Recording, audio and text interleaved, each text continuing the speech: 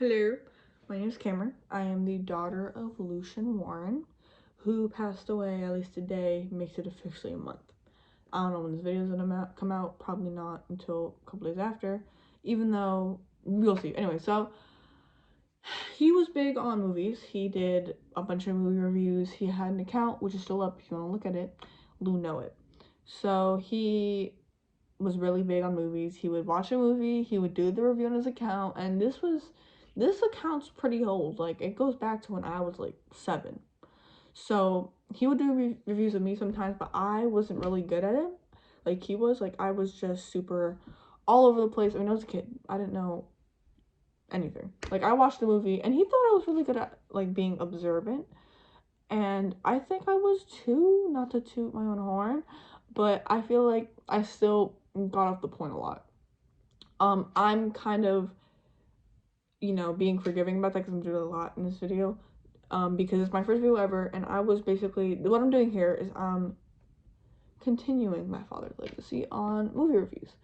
Unedited, full video, no, cutouts of my review of the movie. That's what my dad would do. He would just make a video and post it. Like, he literally did not edit it. Maybe he'd rewatch it, but he never edited it. It always just went straight up. And obviously he wasn't very famous. He has like 200 subscribers, but I think it was just the enjoyment of making the video, which I can understand because I love making YouTube videos. I think it's fun. I think editing is fun too, but I also just like making the video. Editing can get annoying, but also you can find your own way of making it fun. Anyway, but this like series isn't gonna be edited, so I'm not gonna edit these videos at all, and see how it goes. I don't expect these to go viral at all. This is more for my personal keepsake, like, oh yeah, this is from YouTube, this is from however long ago, if I see this in the future. Hi, future me. But yeah, I just wanted to continue my father's legacy of reviewing movies, no matter how horrible I am at it. So today's movie is called, oh my god, I forgot the movie, Poor Things. This is like my third take because I keep messing it up. Like, I just keep going off the thing. So I just watched one of my dad's videos so I can try to cut it short. So anyways, Poor Things stars Emma Stone. She is amazing in this movie. I think her acting is incredible because basically she has, oh, by the way, spoilers. Spoilers. But she, I think, takes a great picture of just like how she has to portray herself in this movie and how it basically, like, it progresses. Like, the development of her character is, I think, incredible, and you don't notice it because basically, so she starts off as like a adult, like the entire time, and she's basically looks the same, but her mental age starts off as like 2 years old at the start of the movie, and then it progresses throughout the movie. And I just think it's such a smooth transition into making her, her mental age very older.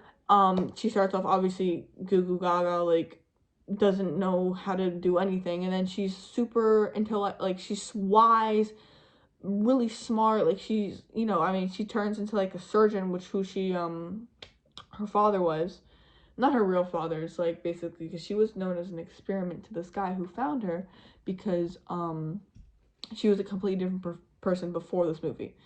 If you watch this movie, it makes more sense. I'm trying to keep it short by not like, because if I basically start talking about it, I'm just gonna say the whole movie. Like, I'm just trying to review the movie, not go over it, because you can watch it yourself. I mean, it's not free. I just paid $4 on YouTube for it because I couldn't figure it out on Amazon Prime.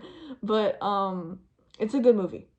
Everyone's acting is amazing. The film, like just the scenes, I mean, starts off in black and white, midway goes into color. The different, like, the setting, like some of the settings feel AI generated, like they don't look real, and I think that's really cool. I mean, obviously I feel like if you're on social media more, you know what I'm talking about, because it became really popular to just make random AI generated images and just post them on the internet, and I feel like some of these scenes gives that vibe immensely. So that there's some scenes where it's like close-up portraits of them in the background's like all swirly and weird, and there's some fisheye lens scenes and just all these angles that it's like, it's just so interesting. Like, you get Like, it's not the same, like, where the camera's following the person, it just stays in the same place. Like, it's, everything is just so different, and it gives me such a weird vibe, like an off-putting weird vibe, but in a interesting way. Like, I just keeps me completely interested throughout the movie. Like, I'm always curious, like, oh, how did they do this? Like, how did they, what lens did they use? How did they film this? Like, it's just, and I'm not big on that usually, but it's just, like, it really catches, like, it's really different from other movies. Like, if you watch it, you'll know. Like, it's not, this movie is not like other movies. If I'm not mistaken, I think it's a 4-time Oscar nominee or winning. It's something 4 times Oscar. So, of course, you know, a lot of people liked it too. I think it was known for their, like, just the great, like, editing, filming, part. I don't know if the acting was more liked, but I mean, I think it's just, like, it's just such an interesting movie where it's like, you can go on for hours more about how it was made rather than the plot. I feel like the plot is more basic than you'd think. I feel like it's kind of your basic plot twist. Two of the characters, because she goes through like a few men in this movie, two of the characters are exactly the same, where they're like, she's acting weird and they're like, I'm gonna kill you. Like, it's kind of ridiculous. Like, it's like they didn't really have too much of a variety between these men, to be honest, which I did not like. I thought it was kind of weird, where it's like, why are these men, I mean, I don't know if they're trying to portray all men are the same. I don't think that's what they were trying to do at all, which is why I'm not, you know, too fixated on it, but I just want to put it out there. I did not like that. But overall, very good movie. Definitely would recommend it to someone who is interested in that, like, just weird, like, for example, okay, this is kind of weird. Biblically accurate angels, you know, those, the eyes, the wings. I think that's kind of the vibe it gives off, as well as, like, all these, like, pictures are like familiar places. Like, that kind of vibe is, like, set into this movie. Anything else?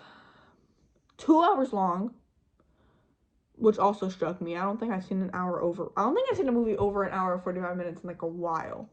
So that definitely struck me as, surprising. I don't think I've seen a movie that long in a while. Like, I just said that.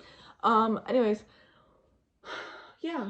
I mean, this is a really horrible video, and I don't know why, but I am gonna post this. But yeah, overall, I think out of 10, I'd give it an 8.7. I really like the movie, but, you know, I don't know, there was something I felt like could be better with those characters. Like, obviously, you know, I don't know any better, but that's just my opinion, and I really liked everything else. I mean, the way it starts, the way it ends, the way it, like, everything, everyone's character development, oh my god, everyone's character development, even if it's like some of them are assholes.